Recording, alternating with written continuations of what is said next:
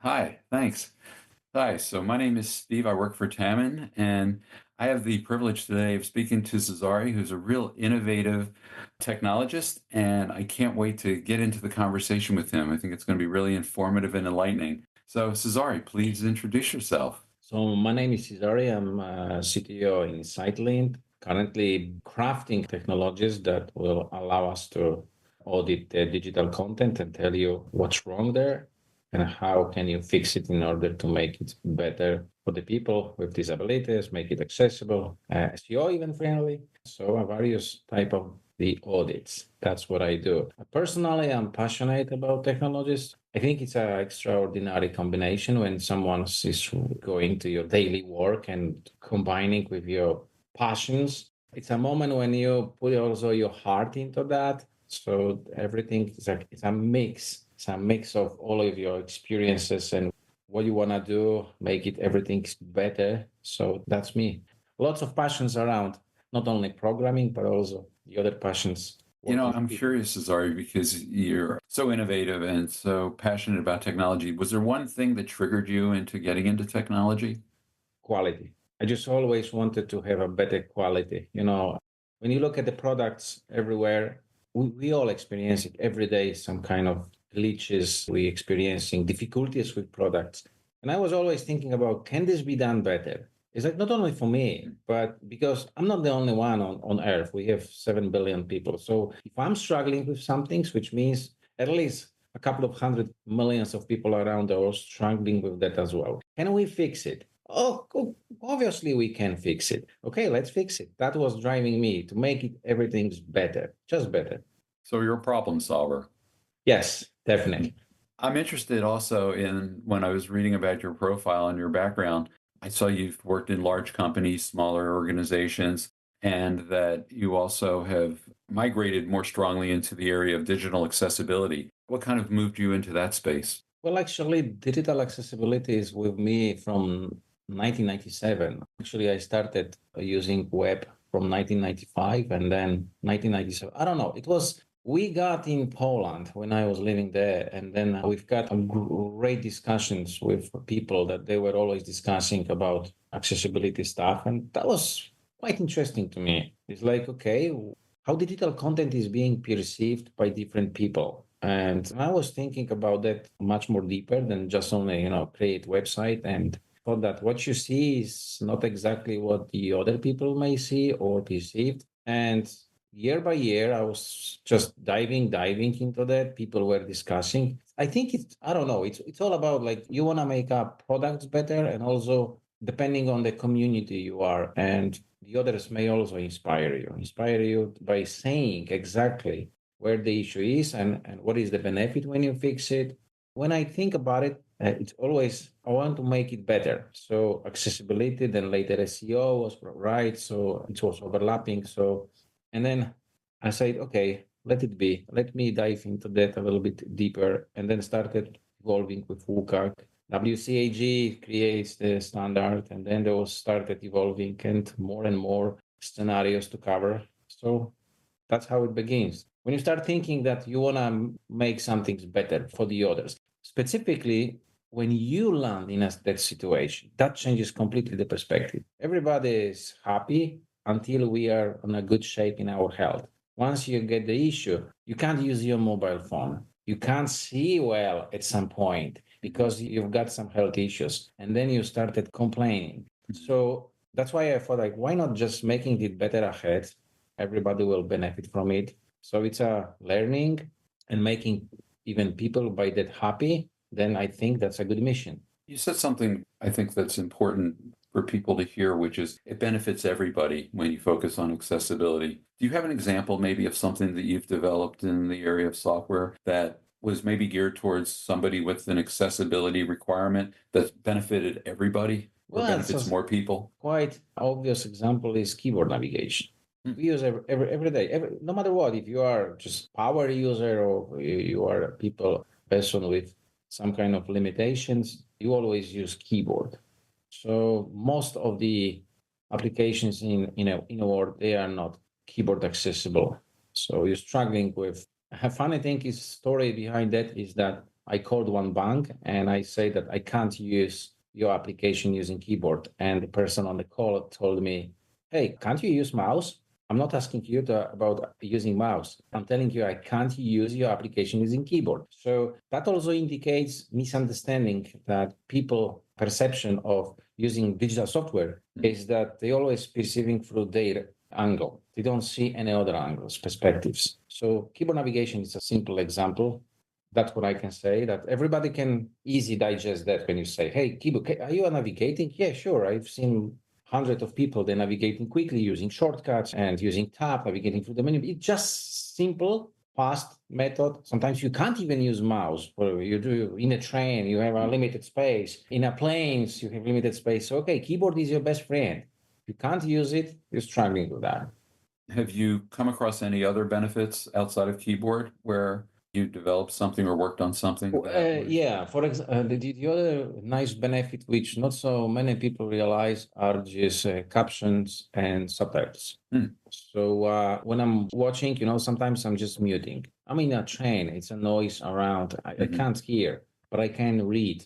So reading that is important. So making audio, video accessible means that everyone actually can benefit. Even audio, if you have only audio, but sometimes, you have a subtitles, you can read from that. You don't have to listen for that, but you can read that. So it's a benefit coming from the situation that forces you to process content in a way that depending on the circumstances. That's what I'm trying to say like that. That's why I'm saying that this one is another example that people can benefit. Even simple thing like focus indicator from the keyboard as well, high contrast mode. That is another highly valuable feature when you go to the outside of your home. Today's day when we have a great weather and the sun is going directly shine on your phone, you can't see everything because you have a low contrast. You don't see anything. So it's kind of frustrating for me when I see the application that I can't use because of the sunny weather that does not allow me to use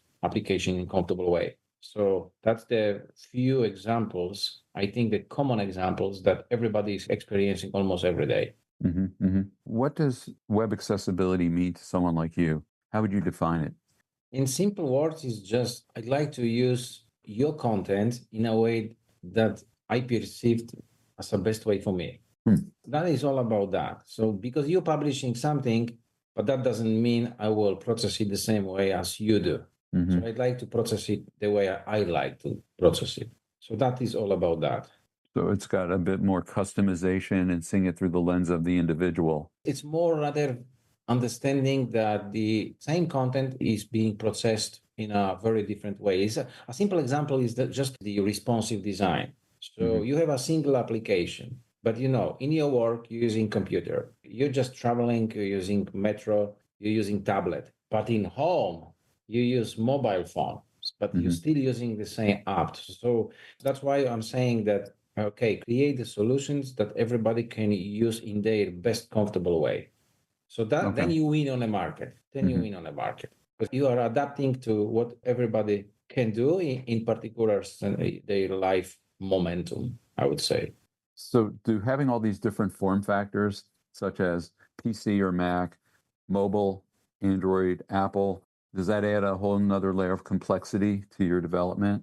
Yes, it does because different, for example, browser makers, they also making mistakes. So it's natural from the humanity that we making mistakes. So they adding also extra complexity to that. Even though you can specify any standard you want, you say this must be, I don't know, green button with the, I don't know, black around outline, and they made mistake. So you have to find a workaround for that. They may not implement even correctly to the standard, so it misbehaving. So you're facing a lot of these issues that you need to handle it. So there is an idea, then there are browser makers, let's say, or operation system makers, or hardware makers, and then there is a user. And then you need to just combine all of it into one and say at the end. So it is a challenge. It has a lot of complexity. Sometimes we are being blamed as engineers, says, "Hi, why did you not make it accessible for me?" But it wasn't intentionally. We did everything we could, but you are experiencing something extra. So I would rather say, tell us what's wrong.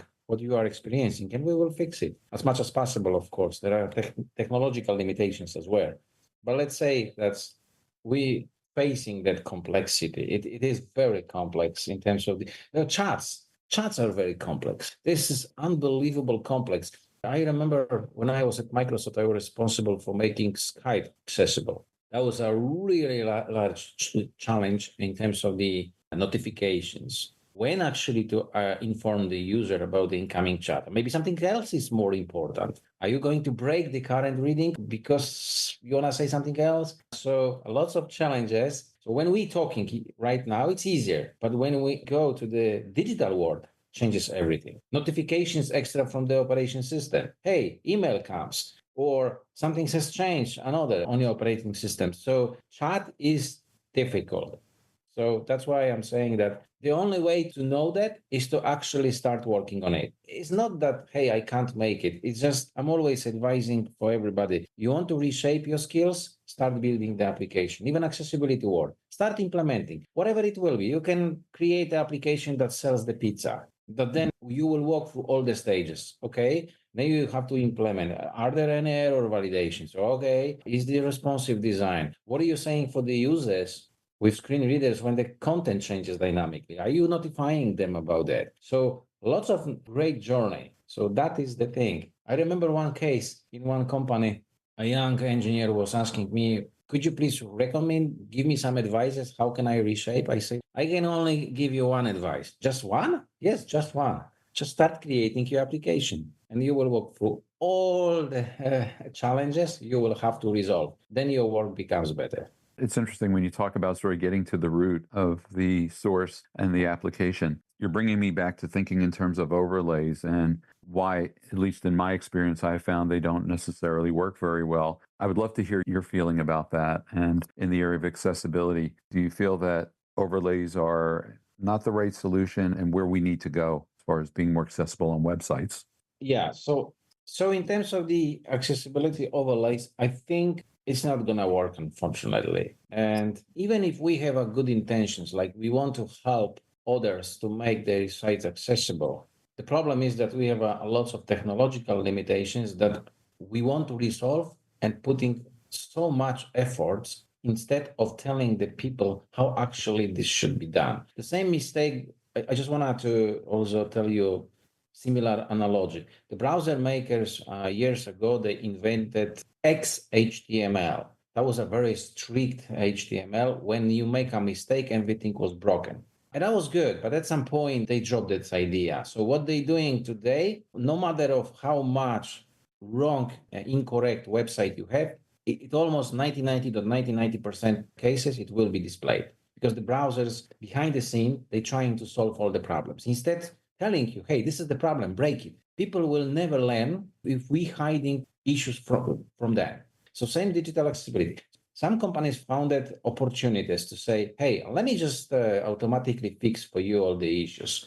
And this could be because there are many users that they don't have the knowledge how to fix it. So you're coming to them and saying, hey, I am going to fix all the issues. Your site will be fully accessible if you implement our code snippet. Okay, that solves the problem, theoretically, obviously. So that was the gap on the market between users without knowledge and between requirements on even legal requirements. So you need to do something about that. And some people invented those overlays, but unfortunately, technical limitations are there, though. They will never make you, at least not in the predictable future, not make your site or digital content fully accessible automatically, like fixing issues. You fix one thing, you break another thing. There is technologically, you have a JavaScript that also creates the behavior. You can't control that fully. People are having hundreds of the codes that behaves differently. You won't be able to fix it. You don't know how this works exactly. You cannot interfere with everything that is on the page, actually. So you can fix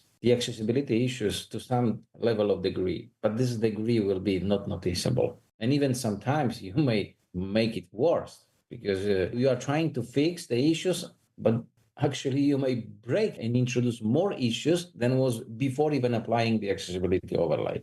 So that was an easy path. And everybody, oh, let me cut corners. Cut corners, I will use that. And okay, that's all. I have fixed all the issues. So misunderstanding also. the users were misunderstanding. So professionals coming to you and says, hey, this will be fixed. But if you don't understand what does it do, obviously you accept. I don't understand everything how it works in the cars. So if they say that works this way, you say, okay, I have to accept that factor and I feel safe because I believe they tested this and now it's available publicly in every car. The same overlay vendors. They did a good job. Their intention was good.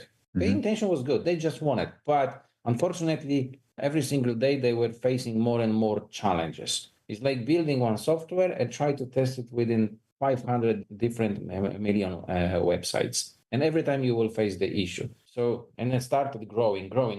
And at the end, it's just simply impossible to fix all the issues. So to some degree, temporary, yes, you can do this, but that's not reliable solution at this point. Yeah, that's a great technical explanation. So for those that are listening who might be less technical, how would you explain an overlay versus a solution that you're suggesting? For those people, like mostly, that's a fair question, actually. How to explain to non-technological people so they can be convinced to use or not use? Correct. That's the question. Yeah.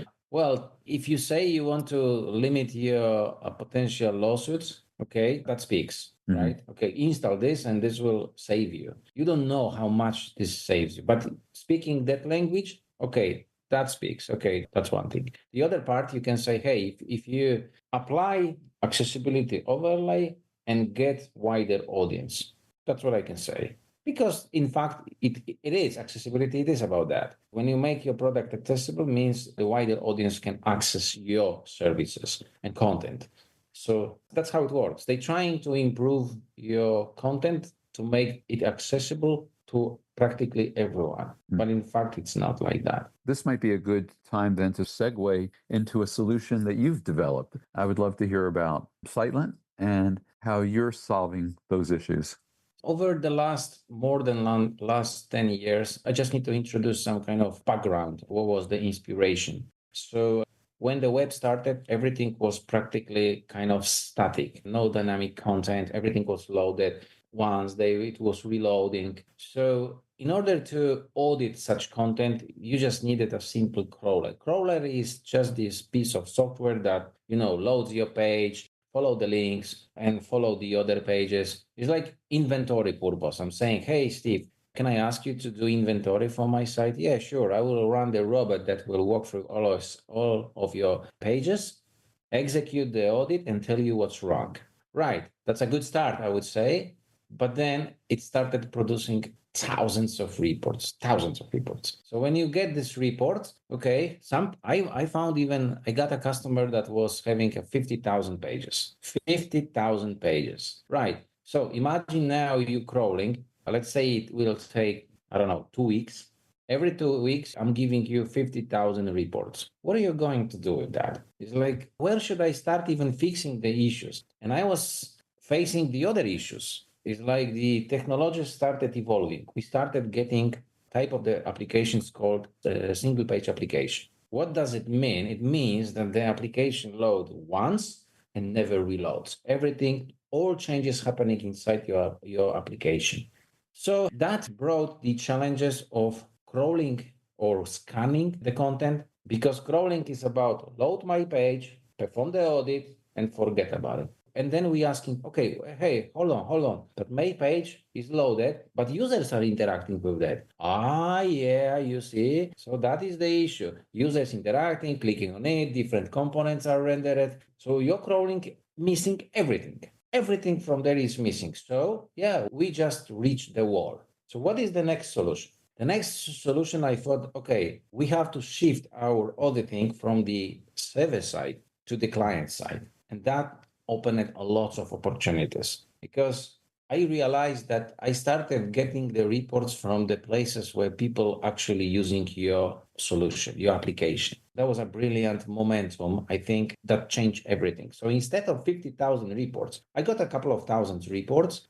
I got the informations about how many users using particular pages, how many issues I have. So the whole remediation process started actually focusing on a user, real user, versus what is on the market still and in the past, versus laboratory. Laboratory means running the browser on the server, loading your page. There is no user interaction. There is no real user. So you're doing it only in the laboratory. So going to the wild is the best solution to understanding how your users actually using and interacting with your application. And that changed everything because auditing even live content becomes possible. So I made a solution that lives actually like a part of your application and always following whatever changes. It will be application changes automatically like notifications, and could be anything that the user does, adding, for example, product to the cart. So your table with the list of the product changes.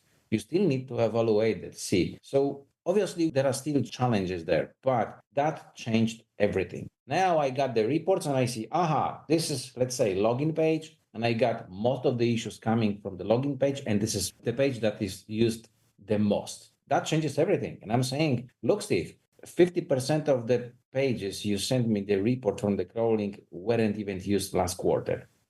So you need to ask yourself, do I need to put efforts to fixing the issues that nobody is even using? Yeah, I know some people may say, yeah, but crawlers like search engines can use that. But we're talking about digital accessibility right now. That's a little bit shift from SEO. That's a different story. Accessibility says we want to fix and we want to focus on places where the users using them mostly, and most of the reports coming from those places. So in other words, I would tell you, look, your login page causes thousands of issues and visited page from your application. Top number one. So if you fix the issues tomorrow, 50 million of your users will be affected positively. What do you say about it? Well, yeah, that speaks to me. Now I know when I need to shift my all the efforts with engineering correctly, and then results will be visible straight versus scanning everything, work 1 year, and then you still don't know where you are because you're working with the laboratory data.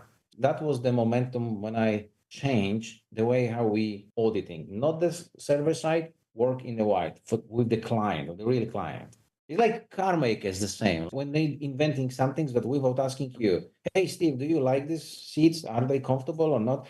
Until they don't ask you, they only can guess. Right. And guess is not a good way to improve the product. You know, that speaks to me as a marketing researcher because you're talking about a user based approach as opposed to just an aggregate laboratory data dump. And you're really getting underneath what the issues are for these individual users because, at least with my limited knowledge of accessibility, it's not a monolithic community. You know, it's a broad community and there are many different requirements. And I love the fact that you're really drilling down at that user level. When you do that, is that a more time consuming way to solve these problems? I wouldn't say, I mean, time consuming fixing problems will always exist. It's a better way. But what is a better way is that you're getting the reports from the real user environment. So you have one application, but my application may work differently on your computer, on everybody else's computer. So it's really sometimes was surprising me. How did I get this issue? That is interesting. I never seen this issue. But then, after analytics, because the user did this and that. Oh, that's interesting part. We gotta need to fix it. So that type of the audits on the user side brought me completely different perspective. And that was the very interesting part. What I like also about your approach, if I just may jump in, is that it seems to me, and I would love for you to elaborate on this, that you have an ability to prioritize the challenges that are faced the most by users as opposed to the one-off challenges, because you're seeing based on this user-based approach what they're actually experiencing, and then you're quantifying it by looking at the data. Is that kind of the sequence of how you're doing it? Yes, indeed. And if I can add one important also thing, all of us, because we all do some kind of audits of our applications in terms of the quality, but what we're struggling also is the time we're spending to maintaining those issues. So I found, can we automate this? So imagine engineer will fix the issue.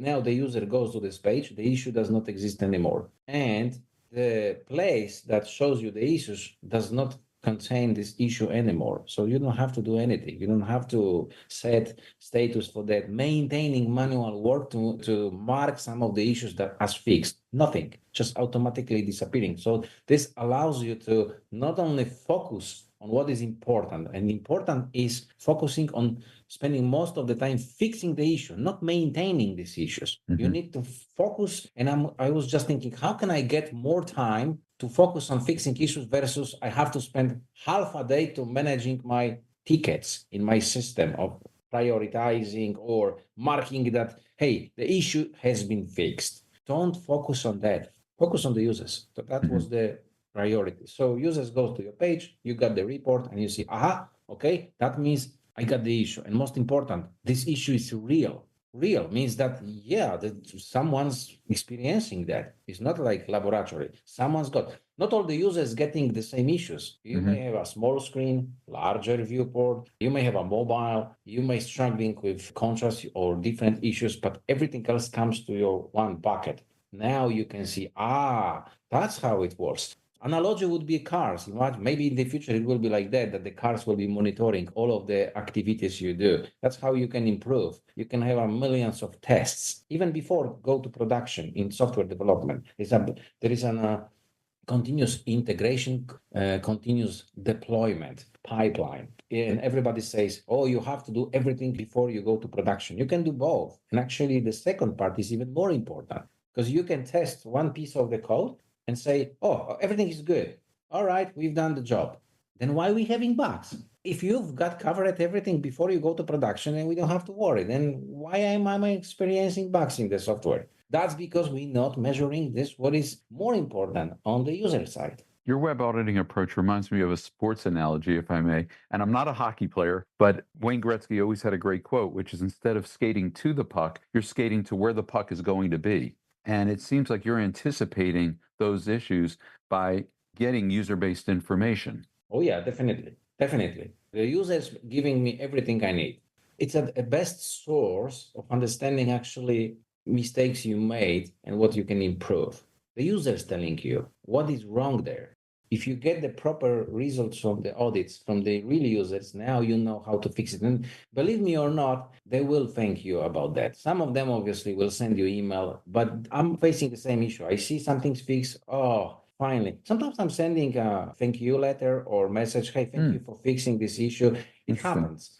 It happens on the social media or something. Hey guys, thank you for fixing. This is a great feature. Now I can use this and that. So I think it's always good to tell the vendor that they spend some time to fixing some issues thank for their great work. I think it's valuable. It's a kind of motivation as well. I know that most of the users don't do that, and they don't do that not because they don't want to do that, but there are several reasons. But anyway, I am pretty sure that whenever you're fixing the issues, is something toward your reputation. Most importantly, also reputation is growing. It is noticeable. It is noticeable.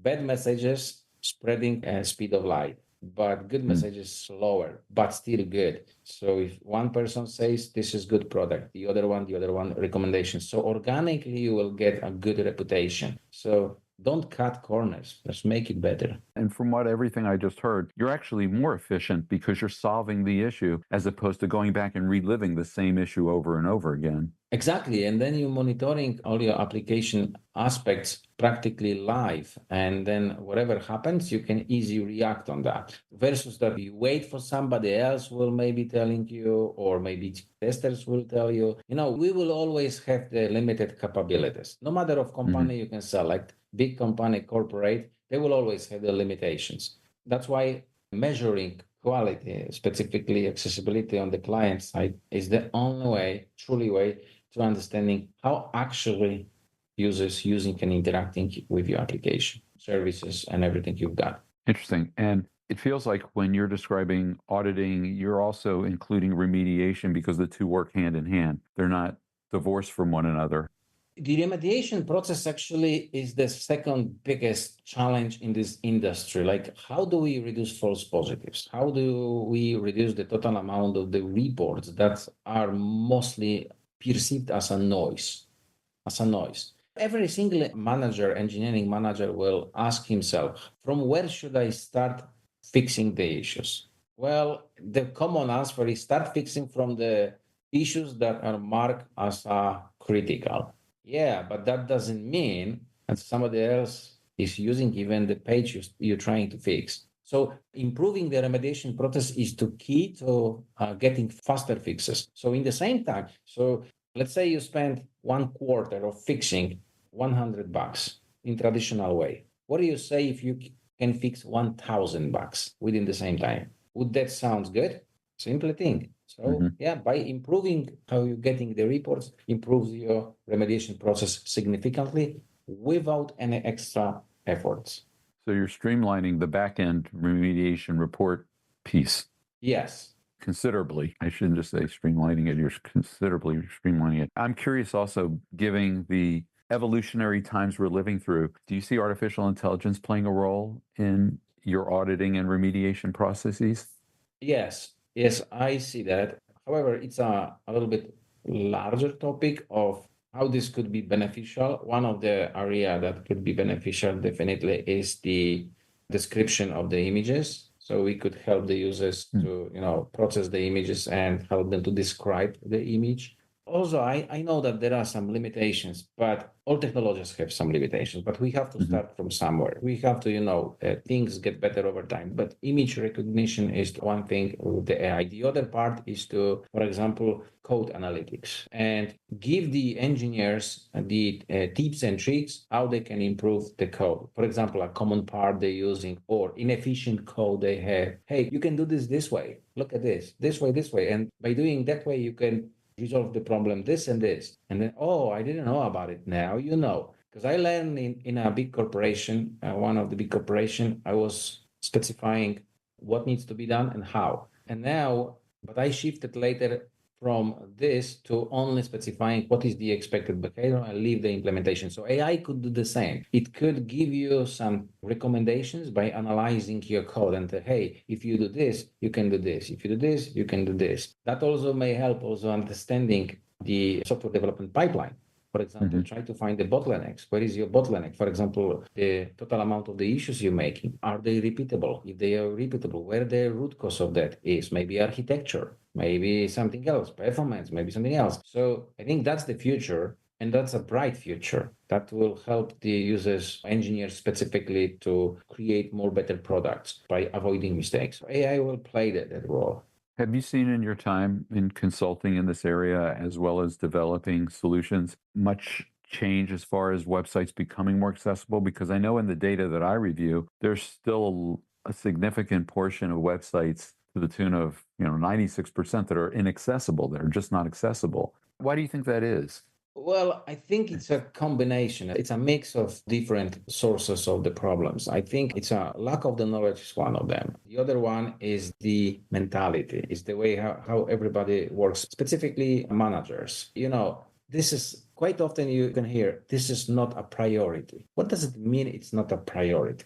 So if you land in a hospital next time, I'll be a doctor, okay? And I will come to you and I will say, you are not my priority, okay? If you agree on that, you sign this document, next time I will always say you are not my priority. So this is misunderstanding why they should actually make the product accessible. So changing this mentality is a challenge. And sometimes it's about that, hey, this will be extra work for us. It's not. Actually, it's not. If you know how to do that, you can do fully accessible products since the beginning. You just need to know how to do that. So you don't need to add extra time for that, extra effort, anything. You just know how to do that. And fear is the next, I would say, factor that determines that people actually don't want to do that. They just unknown areas always brings fear. You don't know what is it. It's an alien. Accessibility is an alien for you. You don't know what is it. I don't know how to deal with it. So anybody can help me? So education. Recently, over the last few years, there were so many companies that they say, we do accessible product. We do accessible services. That's great. But then, and you just let's say, then why are we still having so many inaccessible sites, services, content? Content could be even PDFs right now. So it doesn't have to be website, it can be even application on mobile. We still don't have that obvious thing like accessibility. But I think that technology is evolving. They're helping engineers by providing static analytics, means that they're analyzing the code and see the potential issues. Okay, that's one little thing. Great, that's a one tip. So I think this education plus automation, that's the combination that we should have in our work pipeline. But anyway, that's how I see this today's day. Everything starts from management. You just need to pull the trigger and say accessibility needs to be part of our work and have someone who's truly having a knowledge and guide the engineers how to do that correctly. And that's it. Uh-huh. It will take time. It will take time, but that's the only thing. Managers need to execute decision. Most of my time I spent with engineers was they are aware of that. Uh-huh. But they can do nothing without the execution decision. So any manager that listen this podcast, please execute this decision today. Have you ever had situations where you've gone in to remediate a certain accessibility issue and it's triggered an idea on solving something else? In other words, it wasn't the intent, to address that particular issue, but then after you were investigating something, it focused you on a different issue. Yes. A good example is, let's say the issue is the particular content is inaccessible, means that the screen reader is not reading anything. Mhm. Let's say some message, because you're displaying the message for the user. You fix this issue, but then you realize another issue, means the message for the screen reader user does not make any sense. I'm sometimes asking product managers, for example, close your eyes. I will now walk through your application. And you know what is 90% responses are, I have no idea what the screen reader says to me. And how do you expect your users will understand even what's happening on your page? So that's why you fix one thing, but then you realize, oh, okay, I got this text. Now screen reader can read this, but that doesn't make sense. It's not even correlating to what I see on the screen. Right. Then fix it. Fix it. So you're truly putting them in the shoes of the user by Yeah, doing exactly. Yeah, exactly. That works. That really works. And then people realizing that, oh, I don't understand. Yeah. Maybe that's an opportunity for some other solutions that will be transforming something that is non-understandable to the understandable. But that's probably a case for AI or something. It's refreshing, though, to hear that you embrace the users to the degree that you do and that you really take a user-based approach, because at the end of the day, that's what it's all about. Exactly. It's all about us, how we using that. Well, that's maybe because my expectations are high from well, not maybe high, but I would like to use the products that I feel comfortable. I understand what they do, and it's easy to use. I know. People say the most difficult in software engineering part is to invent simple thing. And everywhere, cars, everywhere. Even the remote control was reinvented by Apple because we were having a bunch of the buttons, and Apple invented this with a few buttons only, just 5 or 4 buttons. Can you imagine that? Yeah, it could be reinvented. Everybody says, oh, is that simple? Yeah, just I will give you the case, make it simpler. Then people think, oh, you know what? I spent yesterday evening, the whole evening, and I couldn't simplify that. Oh, really? You couldn't simplify that. You said it's simple. So that's how I love to challenge people to actually give them something so they can realize on their own. Don't spend time to convincing them. Most of the people won't be convinced. Give them the challenge. This part should be fun for you. So is there an approach that you see coming down the pike, or a feature, maybe even with SiteLint, that would be something that's in the works, that it's not too early to reveal what it might be, but it's something you might be close to releasing, or an update or an upgrade that you think would be different? Yeah, I'd like to create the feature that will allows me to understanding the user behavior. A good example is the forms. People struggling with filling the forms. So I'd like to understand and get some insights from that, like why they doing that, what is causing that issue, and how can we improve that. That would be awesome from the digital accessibility, or even changing some preferences. Some people want to reduce motions, and I would like to understand this more, why it's having that. So that's something that is being developed right now. Okay. Where do you see yourself going next with the solutions you're rolling out in SiteLint? Do you see a what's next coming? Yeah, I see.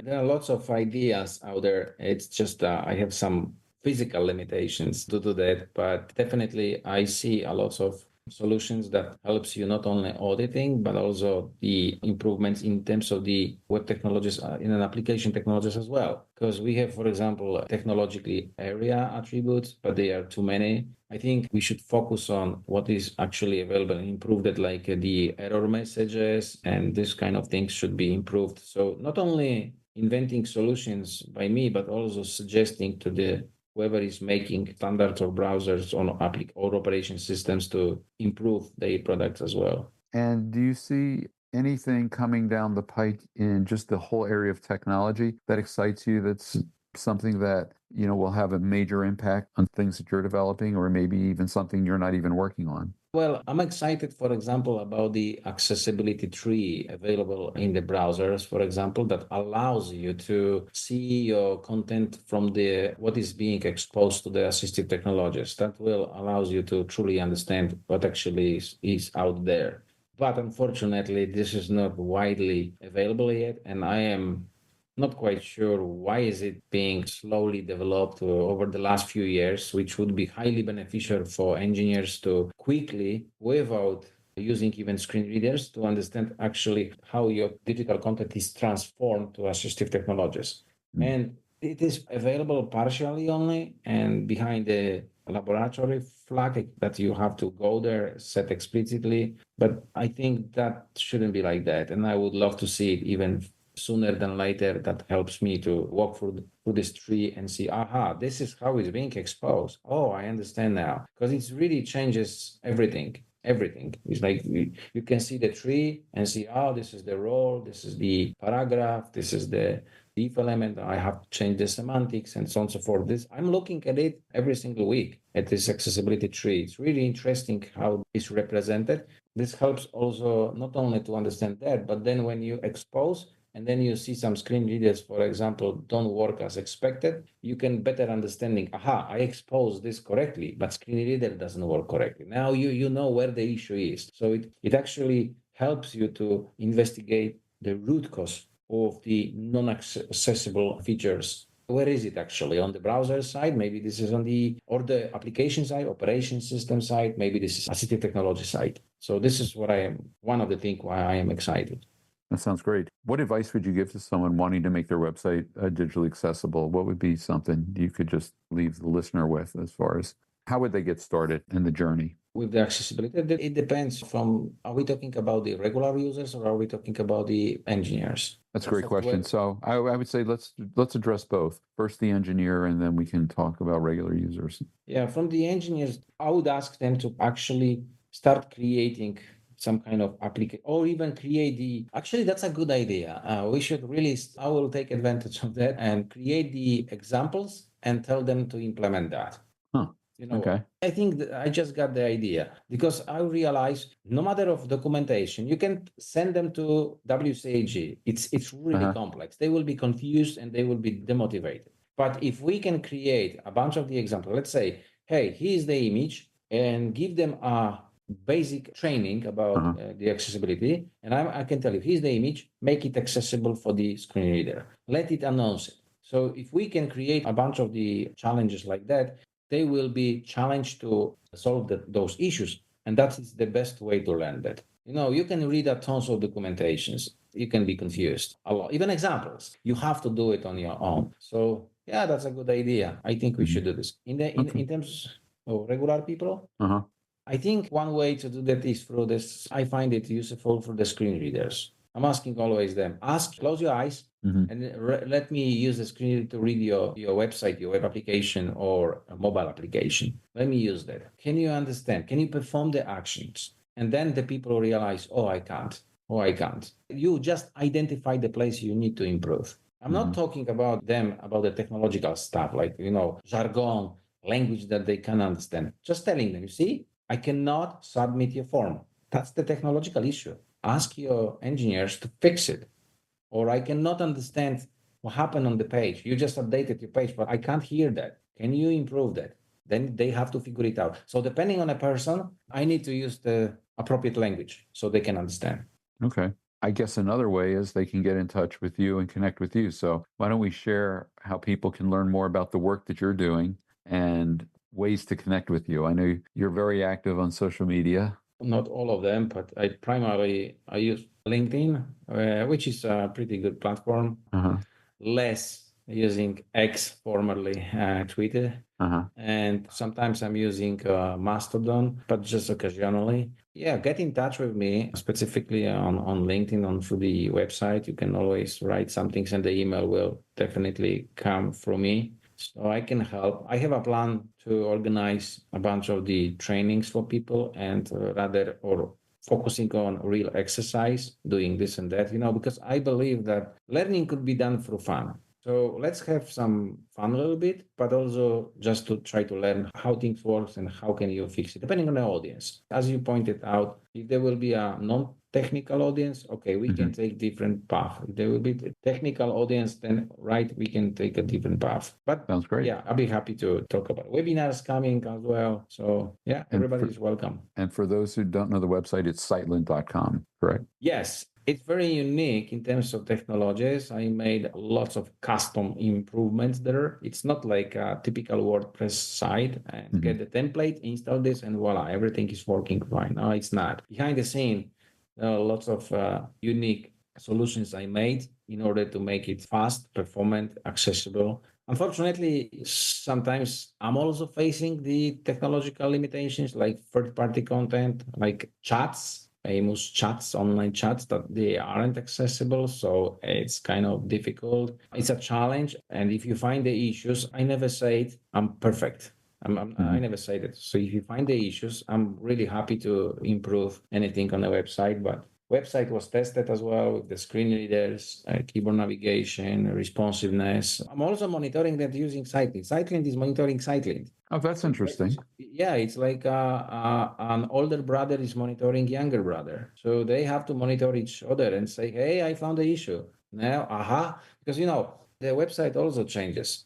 Everybody can make a mistake in the code that affects some other places, and you won't be able to see it quickly. But audits that are done there, and I am aware of a couple of issues there. But sometimes I'm thinking, okay, either it's not possible because I have technological limitations to fix it, or I'm trying to change that, make it accessible. So it's not anything, any issue that is out there, it's not put into the bucket called ignore that. So you're really taking a hard look in the mirror. I do.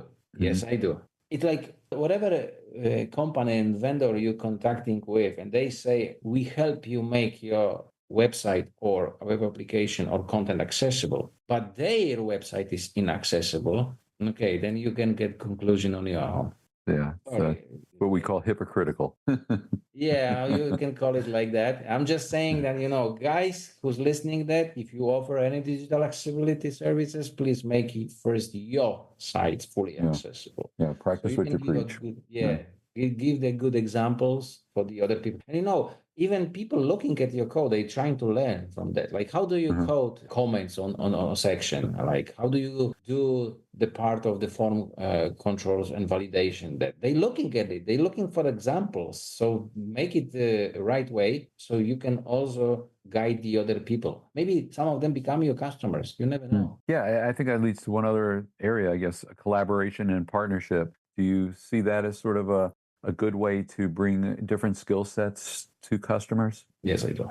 And as far as areas that you like to focus on, you're really zeroed in on the technology piece of it and also the users. Yes, definitely always users going to the wild. I'm inventing something and I see the product from two perspectives. One perspective is what we're doing in user-driven code and then the innovation-driven. So I see this from two perspectives. And that's why I love to innovate something and go to the wild and tell them. But unfortunately, I would like to say quite often I'm a little bit too ahead of the world evolution.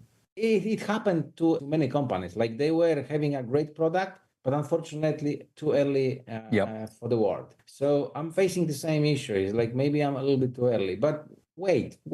Patient is your best advisor, my best advisor at this point of evolution. Yeah, that was definitely a lesson I learned working at Apple, is the fact that we weren't always first, but we tried to be best when we did release something. Sometimes better to focus on improving existing products versus inventing something completely new. And too fast changing in technologies may not be also a good idea. People have to adapt, they have to learn curve and so on and so forth. So yeah, in that case, who knows?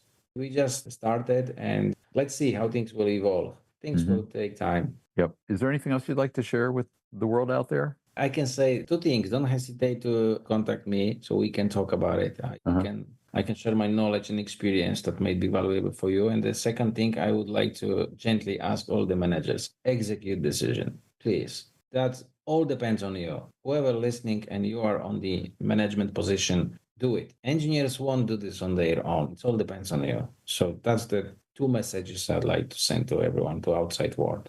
you can be in the same situation. You won't be able to use because of stroke. You may get stroke, and then you won't be able to use your mobile phone as you have used to use. And then think about it, like, about the other people. Even you can go to the places where people are having problems, contact disabled people, see how they work, how they operating every day. So yeah, Yeah, three it messages. affects everybody. And as we know, inclusiveness is a great business opportunity as well. And, Indeed, you indeed, know, indeed, indeed, indeed. Well, yeah, we'll see. I hope that $1 trillion managers. market worldwide, that's in many Yeah, cases being ignored.